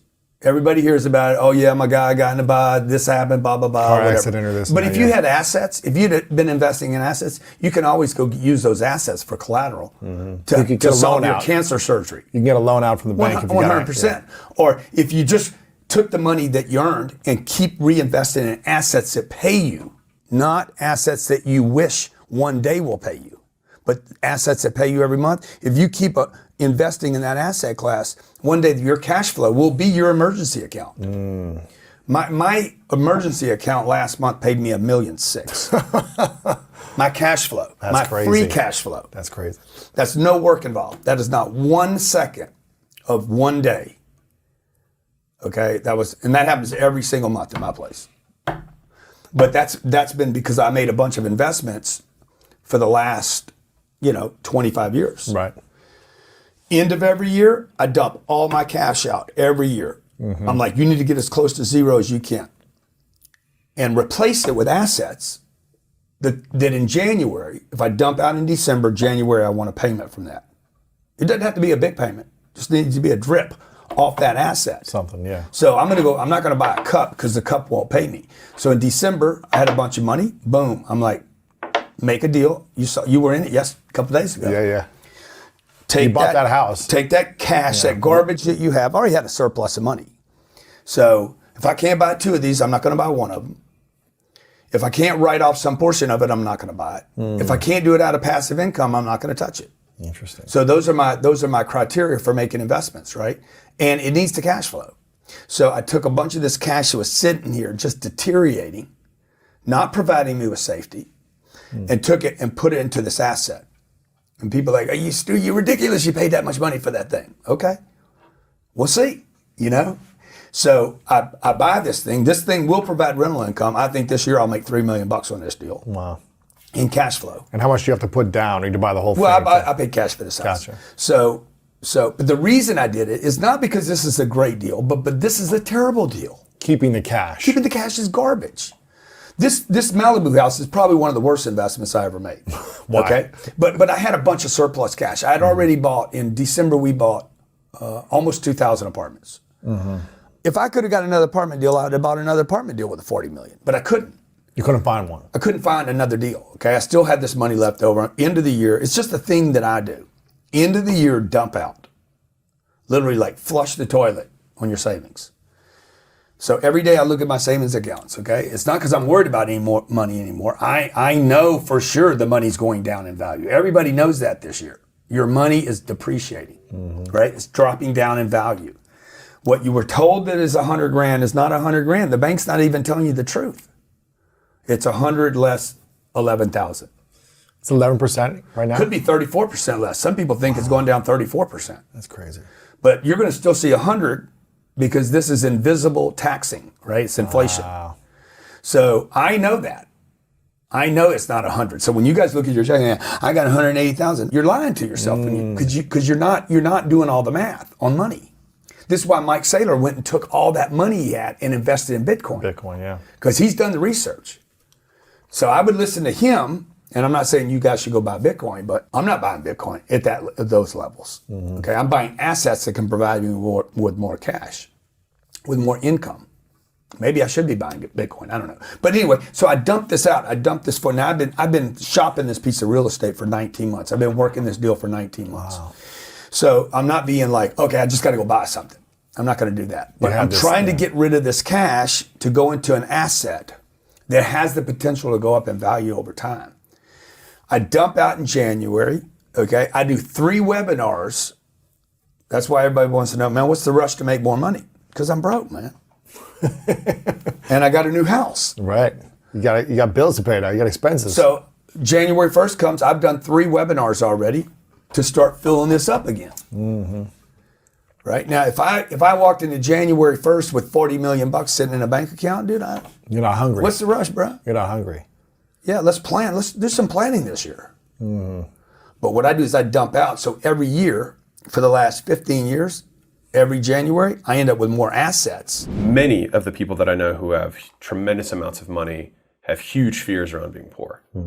And so it's just as an interesting thought, like a lot of people who don't have money see people who have money as thinking differently, and they might in that they are more uncomfortable being poor than you are. Like it is more painful for them than it is for you. It might be. I'm just being really It real. might be why some of them are stingy too with their money. Of course, They're like, 100%. I'm not going to spend this $5. I'm going to keep it. You know, they're very stingy with all of it. 2 nights ago, we were out to dinner with a guy who just got valued at $1 billion, right? And it's all cash flow. It's not one of these software things. Like it's off. Like he's getting, like he's making real money, crazy money. And he's like, I'm not going to that gym. He's like, for equal. I said, I'm not paying $200 a month for a gym membership. It's a different perspective. Now, I'm not saying I'm that way. You know what I mean? Like I'm okay spending on gym membership. Like that's fine for me. But like everyone has their own things, and like there are these behaviors. Like he got the other guy who had the 250. He got to that point because he squeezed everything out of his business, which made the business so valuable, and then he was able to sell it. But like the $1 billion guy was saying, he's like, you know what they don't tell you about when you sell your business, because he's sitting next to the guy with the 250, right? And he's like, the moment you sell your business, he's like, you have no cash flow. And so he felt that too. He's like, what are you going to do? He's like, you're going to take the money, and then what are you going to do? You're going to try and buy more cash flow because you got to replace the cash flow you had with the business. You got to He's get like, real estate assets. You got to do something he's like, else. why bother? He's like, I'll just keep it. And so he doesn't have any intentions of selling. And so it was an interesting lesson for me too, because like we obviously got rid of our cash flow asset when we sold all 3 last year. You got a lot more money, but you don't have the money cash coming in. Right, because then it looks like this finite asset. The business goes on forever, in your mind at least, right? And so it gives you this illusion of control, this illusion of security. And me personally, most people wouldn't believe this when I hear it, but like I'm very risk averse. And so I probably need, like, what's the core changes that I need to have? I probably need to be a little bit more of a risk taker than I am. Like I tend to always take the lowest risk path when I can. Even the idea of like when I quit entrepreneurship, when I quit my job to start entrepreneurship, it was because I knew that the path that I was on was guaranteed not to get to me where I want. So I had a 0 outcome. And so this one, even though it was lower, like I had a low chance of success, the other one had 100% failure guarantee. And so it felt like the lower risk option for my long-term goals to quit my job and become an entrepreneur for that reason. And so, you know, people are like, I'm really risk averse. I'm like, so am I. Like I hoard money. Like I do. You haven't spent any of the money from the exit still. No, it's like just sitting in the bank. Nothing. We started working the next day. We didn't even take a day off. Yeah. We literally sold, wire hit, and we started working on acquisition.com the next day. Let's say you had to start putting that cash flow every month into other things, team, resources, whatever it is. And that wasn't coming in. And, maybe let's call it $100,000 a month was coming in with cash flow. I don't know how much it is, but let's just say that is going into hiring team and other things to support you getting to the $1 billion in 2.5 years. What would need to shift inside of you after 3 months of feeling no cash flow come in to stack your bank account in order for you to be okay with it to get to that $1 billion quicker? I would just have to be more secure, just realistically. Like I use... What does that mean? Is that an internal... I use cash flow from businesses as evidence to the fact that I'm not a failure. And so I've always, like, it has been easier for me to change my conditions than to change who I am. And so I have used my material success and accolades to quiet the voices of not being good enough. And so for that, like me having that, if I have that little voice that peeps up, it's like, hey, look at that. And I'm like, okay, no, I'm okay. I'm not that bad. This money that just came in every month. No, I'm not that bad, right? And so I'd really have to re-engineer the conversation I have with myself around how I value myself. Because then people are like, well, if everything disappeared, how'd you feel about yourself? I like to think that I would be uncomfortable and then I would change my views, but I haven't needed to do that yet, and so my effort goes elsewhere. Right. But that's what probably would have to happen in order for me to make that change. What is the thing that you're afraid of inside of yourself? Is it a self-worth thing? Is it a self-love thing? Is it a belief that you're not good enough? Yeah, definitely be a good enough thing for sure. Yeah, it's just like maybe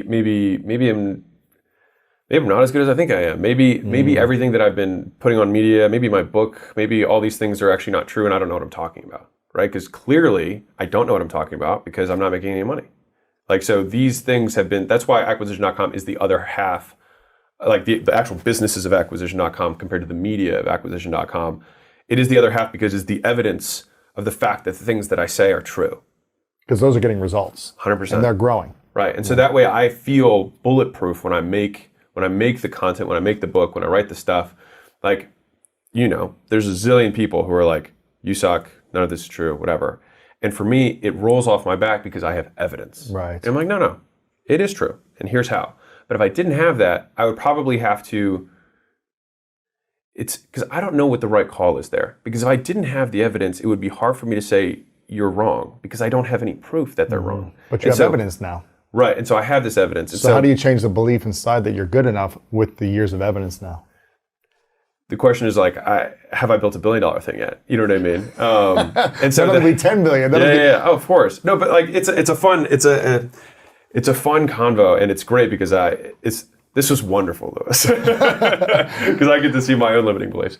And just for everyone who's listening, like everyone deals with this. You know what I mean? At every level, you're dealing with this of like feeling of inadequacy.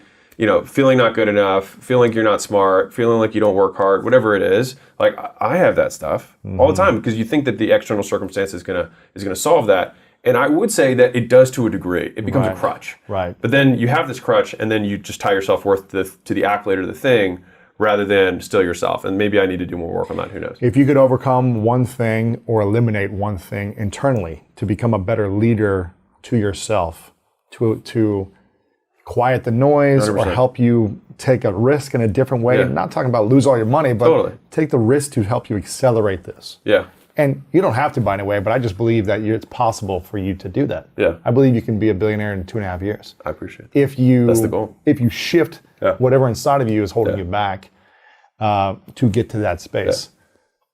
What would be that one thing to eliminate or overcome internally to make it happen? Is need for external validation, 100%. The need for external validation. Why do you need I knew when you started the question. Why do you need external validation? I mean, I think part of it's so ingrained in us. If you think about us as kids, right? Like, how do you orient yourself with the world? You get reinforced or punished at all phases, directly, indirectly. But you get reinforced or punished, and the things that you get reinforced, you do more of. The things you get punished, you do less of, right? Like that's just how we learn behavior, how we learn to function in society, right? Touch that thing, it hurts. We got punished. Okay, your parent tells you to sit down and be quiet and eat, and you learn to sit down and shut up and eat. And then we wonder why adults don't move because we're told to sit when we're running around, right? We learn or at school, sit down and be quiet. 100%. And we wonder why we eat so much when the reward for everything we did when we were a kid was food, right? We wonder these things. So the reason external validation is so hard, at least for me, is because it's how I learned everything. Is because external validation gave me the directional guidance of what's good and what's not. And then as you get older, it's where am I going to get that validation from? And so I would say that my external validation is still 100% there. It just comes from different sources. So I'm more selective on whose validation I want. So how much external validation do you need in order to overcome this belief, to go all in and do it in half the time? Yeah. No, I think I need to be able to validate myself. And that's fundamentally, I think Epictetus said this. He said, like, if you need someone else's, he has this quote, it's so good, but it's basically like, you need to be able to you don't need to swear to somebody else. You should be able to swear to yourself and bear witness to yourself because your word should be good enough. So you need to eliminate external validation. Right. From you feeling good enough. Probably, yeah. It's probably that. Like, obviously, it's good to have feedback in life. Of course, you know what I mean? Yeah. And so I think that's why it's also difficult for some in general because it's not eliminate or have more of. It's to what degree and from whom and about what. And so then it gets a little bit more complex. But even using those different lenses, I think it's good to unpack it for anyone who's listening, which is like, okay, Layla said this, so this is not mine. But most times when we're afraid of something, it's not actually like this amorphous crowd that we're afraid of. It's like one or two people's opinion. Like it's your dad or it's your whatever it is, right? And you're worried about what they're going to think. And they're not even thinking about you, but you think they're thinking about it. They're thinking about their dad, right? He's not thinking about it, whatever it is, right? And so she restated this earlier on in like when we were together 5 years ago. She was like, and she like made me name the person. It wasn't my dad, it was somebody else for this particular thing. She was like, are you going to let this guy stop us from getting what we want? Wow. And it was like, when I saw it, it was just like looking in front of me. I was like, she's like, what if this guy hates you and thinks you're terrible? Is that a worthy enough reason to still keep going? And I was like, yeah. She's like, then let's go. You know what I mean? Yeah. And so she was very good with that. What do you need to say to yourself every day to believe you're good enough? If you could say one thing to you that no one else needed to hear, but you needed to hear it from you, what would that be? I don't know if it would be a saying thing. I don't think it'd be like an affirmation. I think it's just a belief. You know what I mean? What would the belief be? Yeah, I mean, fundamentally, the belief would just have to shift that the doingness is enough validation for me, Not the results. right? And that's all. I mean, fundamentally, that's always the goal, is that you can detach the doingness from the result. I think what I've been able to do has been to extend the time horizon between the doingness and the result, but not necessarily fully eliminate it. I'm patient in that I can continue to do things for very long periods of time before seeing a payoff. But if I were able to truly eliminate it, I think that would be kind of like a next step. But then again, it's that borderline on insanity, because if you never get feedback on sometimes, you're like, maybe I should change direction. But you'll keep getting feedback though, because you're creating, you're taking action. Yeah. You'll be, the more you do that, you'll have more businesses you'll be acquiring, you'll be creating more content, and everything will be growing at the same time. Yeah. Right? 100%. I love seeing you, go through this process internally, because I think, I'm open to it. I just want to win. You know what I mean? Like, I just want to be better. what does winning look like? It's achieving the potential. It's taking all this raw potential. The line in the Bible that always scared me the most was, to whom much is given, much is expected. And so for me, I always felt like I was given a lot. You know what I mean? Like, I was born in America right off the bat. I was born as a guy. I have insane genetics. Like, from that perspective, I had a six-pack when I was 15. You know what I mean? I have a pretty high processing load. Like, I do okay with complex problems. I was bilingual at birth, because parents talked to me a different language, so that gave me good language abilities. And so it's like these are all things that were given to me, right? And I was born into like from a money standpoint, a decently wealthy family, right? Not ultra brilliant, but like never worried about food or shelter or anything like that, right? And so these are all the things that were given to me. And so to me, I'm like, man, much is expected, right? And not necessarily that that's God, whatever. Just I expect a lot of myself, because I see so much potential, and I want to like by the time I die, I would like to have nothing left in my potential tank, and it just all have been transformed into my reality. Yeah. So that's what winning looks like. The reality is, people think millionaires are trust fund babies, that they inherited everything, or they got lucky, or hit the lottery. Or stocks. None of those are true. These are regular, everyday men and women that have worked hard over time. Yeah. And they've been investing 25, 28 years. And the way the book is structured, we've got the information from the study, and we've got the information I want people to know, but the stories in this book of people that were homeless and turned it around, people that had $1 million or more in debt and turned it around. And so, Lewis, it really goes back to a lot of the stuff you talk about. It's the mindset, right? It's the mindset. And when you get the right people with the right information, results can happen. Yes. When you talk about these myths that millionaires, about millionaires, what are some of the myths that surround millionaires? Yeah. Well, we talk about 6 in the book, but I'll tell you 2. Most people believe they inherited it all. Right? You see somebody with money, you think, oh, mom or dad handed it to them. The truth is, 79% of the millionaires that I talk to, first generation wealth builders. They didn't come from anything. Right. These are people that focused and built money over time. Next myth, well, if you're a millionaire, you make a high paying job, right? You got big income. Yeah. Nope. A third of the millionaires that we talk to never made 6 figures in a single working year. Really? Think about that for a second. Dual income, never made 6 figures. So that blows that myth out of the water. A third of the millionaires that we talk to. Wow. Right? Now you think about 6 figures nowadays, it's more prevalent than it's ever been. But a lot of people with 6-figure salaries have nothing in the bank. Thank you. Because they just spend it all. That's exactly right. And they're using credit constantly to buy bigger things. That's right. No, you're absolutely right. Yeah. So what happens is people tend to think that income is so important. And I'll tell you, no, it's not. Because I was one of those people. I remember I was making about 30 grand. And I thought, all right, when I get serious, I'm 1 year out of grad school making 30, 40 grand. I said, all right, when I make this amount, I'll start to get serious about my money. Well, you know that path, right? Well, when I make this amount, and the next thing you know, lifestyle grows and you never end up taking control.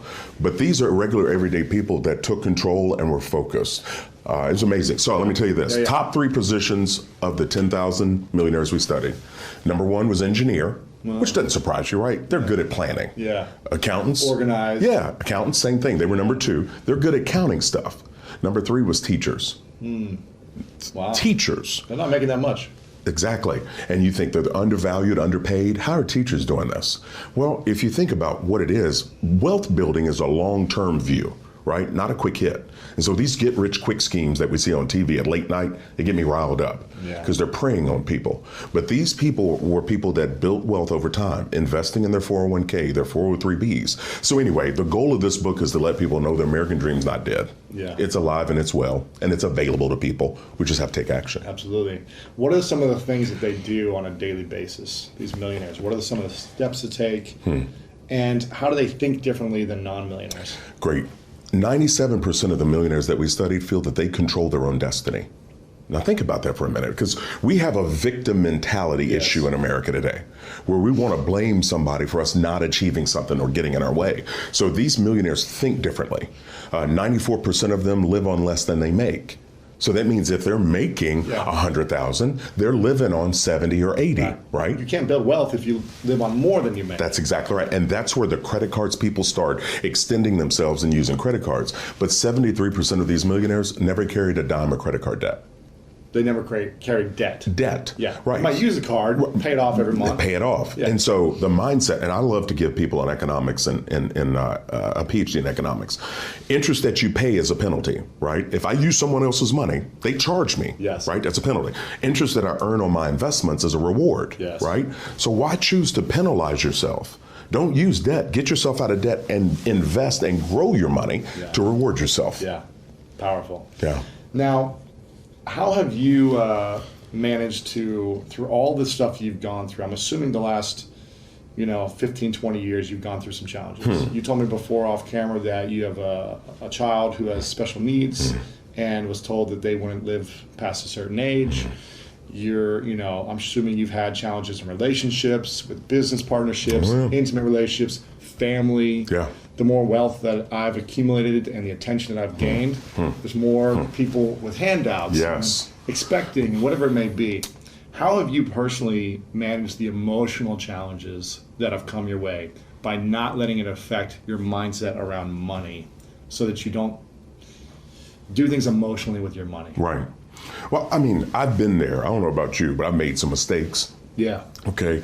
And, a mistake that you make one or two times, you can call it a mistake. But when you keep doing it over and over, it's not a mistake anymore. It's called a choice. Yeah. So for me, I'm a man of faith. So obviously I'm rooted there. But I got good people around me. Yeah. I got good friends, people that have known me since my childhood, people that know me for who I am. So I'm not an author and speaker with these people. I'm just Chris. And so those people keep me rooted, right? Mama Hogan is no joke either, okay? She'll keep me rooted. And so I think it's really important to understand, what am I trying to accomplish? Like, I don't want notoriety. I don't want to be famous. I want to be known that I help people think bigger, right? And so staying rooted in that, it helps me to be very, very clear on what I'm doing. People will come up and tell me, oh, Chris, you changed my life financially. And I go, whoa, pump the brakes. I didn't change anything. I gave you some information. You did the changing. And so I think it's really important as we help people that we stay aware of who's doing what and our role. Yeah, I think there's a story about Marcus Aurelius where he would go around the town and he had someone just walk with him, beside him, and say, "You're just a man." Every time someone would praise him, be like, "You're just a man." Can you imagine that? I mean, seriously. Isn't that cool? How rooted does that keep you? John Wooden's got a quote. And he says, be careful of fame, because fame is man-made. And if man giveth, man can taketh away. Absolutely. And so being aware of that, I think, is really, really important. What's the heart behind what I'm trying to do? Yeah. And so, if I travel and I go speak to 10,000 people, if I get one person whose eyes light up and they start thinking differently, then I've done my mission. Yeah. Yeah. What's the biggest challenge you've gone through in the last 15 years? Oh. Personally, emotionally, financially? Biggest challenge was definitely the diagnosis of my youngest son, Case. At age 2, they diagnosed him with this rare genetic disorder that could kill him. It could take away his speech, take away the ability to walk, ability to eat, and eventually end up on a feeding tube. It was the scariest moment of my life, sitting in that doctor's office holding that 2-year-old boy. Wow. Listening to that. And went to some dark places over a few years. Really? Well, you know what us men do when we have challenges. We're not as smart as women. Yeah, we don't share. Women go share. Yeah, we don't share. Men don't share. Yeah. We isolate. Yeah. And then we internalize, and then we stuff, right? And so you can imagine working through something like that, the isolated. weight that you carry. It messes with you. It does. It messes with you. It does. That was the biggest challenge I've walked through in the last 15 years. How did you get through that initial few years of stuffing or pain? I just stuffed. I didn't do what I should have done. Isn't it amazing how hindsight's 2020? Mm-hmm. I wish I would have sought out those close friends, and they would check on me. And you just went over, what would "I'm I say? I'm good. I'm good. Yeah. I'm fine. Yeah. I'm all right. And I wouldn't.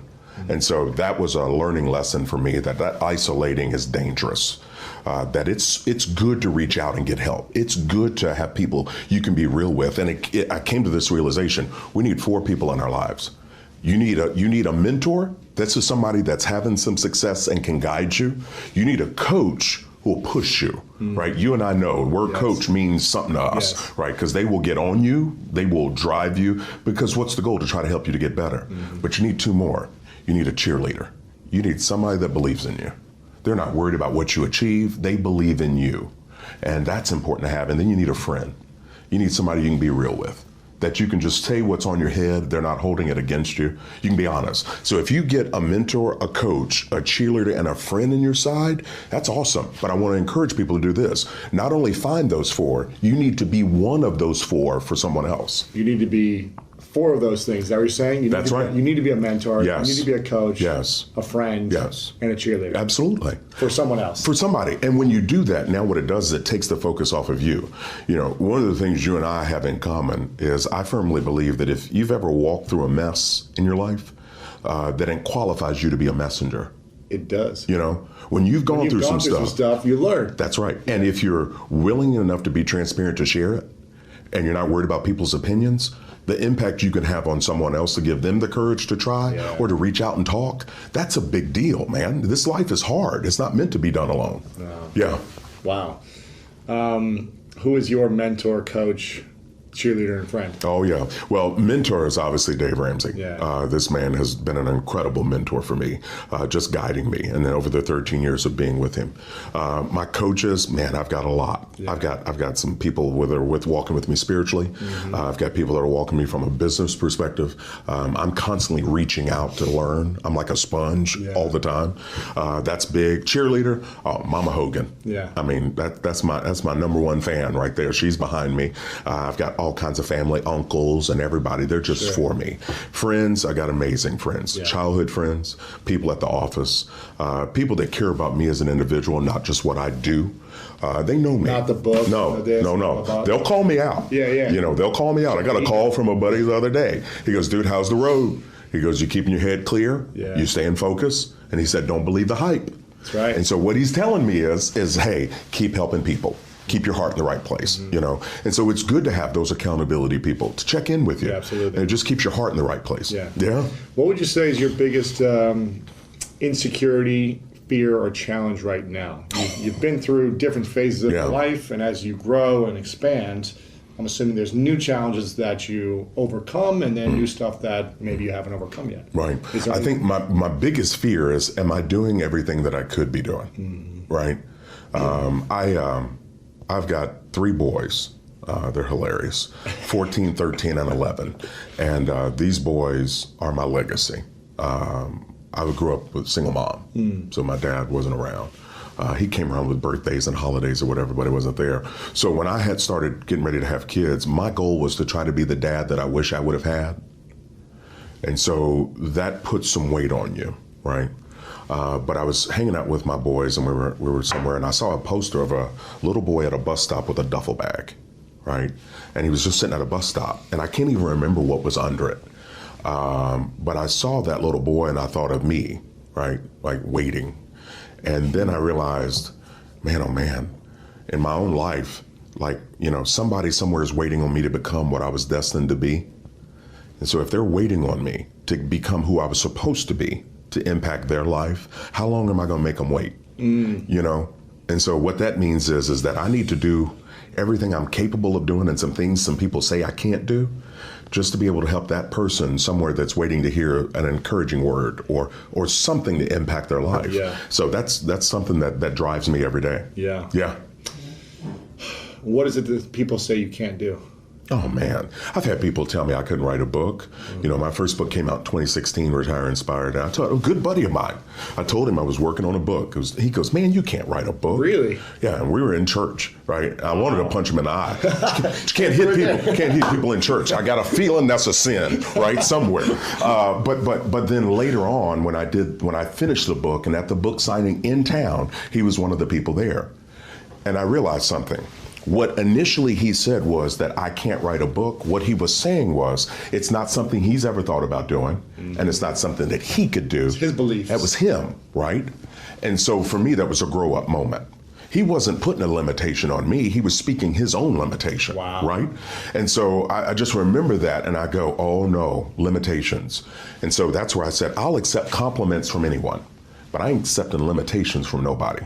Right? And that's anywhere in my life. You don't get to put a limit on me. That's what I love about, Dr. Martin Luther King. The fact that he had the courage to have a dream, but the courage to share it, that's something I want us all to have that mindset of. Stop thinking about what people say you can't do. Opinions are like yesterday's. Everybody's got them. What are you deciding in your heart to go do? Now start to go do that. Yeah. Wow, man. So what do you do now in terms of your own wealth? How are you... You've probably learned a lot again over the last 20 years from the banking world, like selling services. You learned a certain amount to get to one level. And then you realize some things work well and some things don't work well.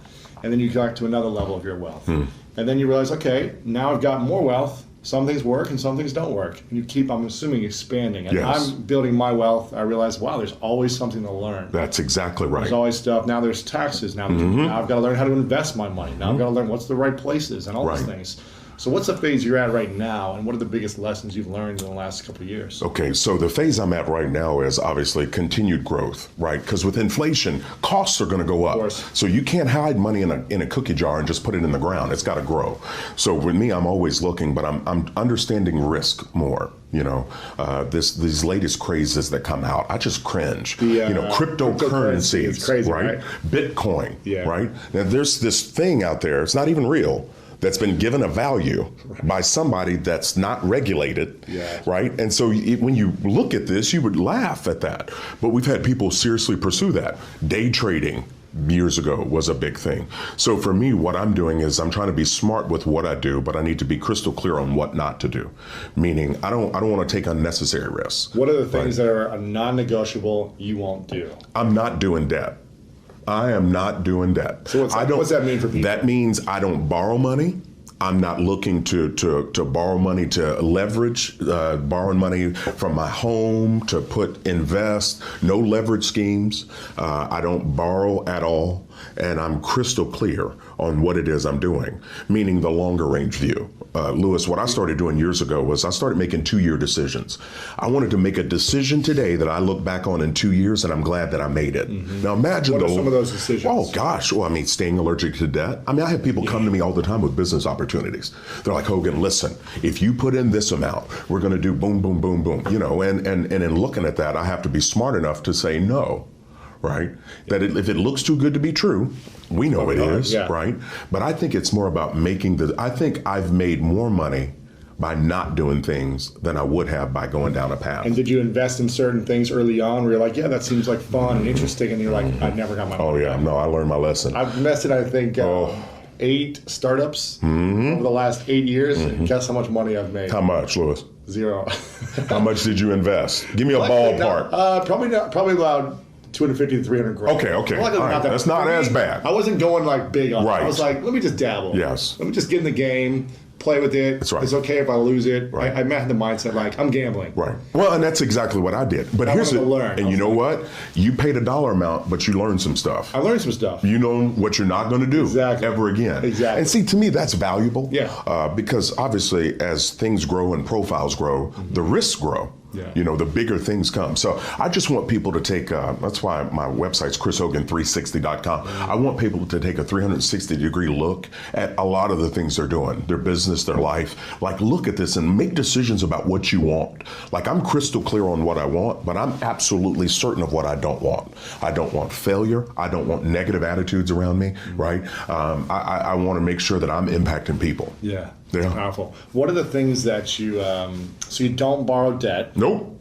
And so what's that mean? It says you can't start something unless you use sweat equity, unless you have the money. Pay cash. Pay cash. Pay cash. Yeah. So that means for real estate, right? If there's a property that I want to buy, I don't go to a bank. You don't get a loan out. Nope.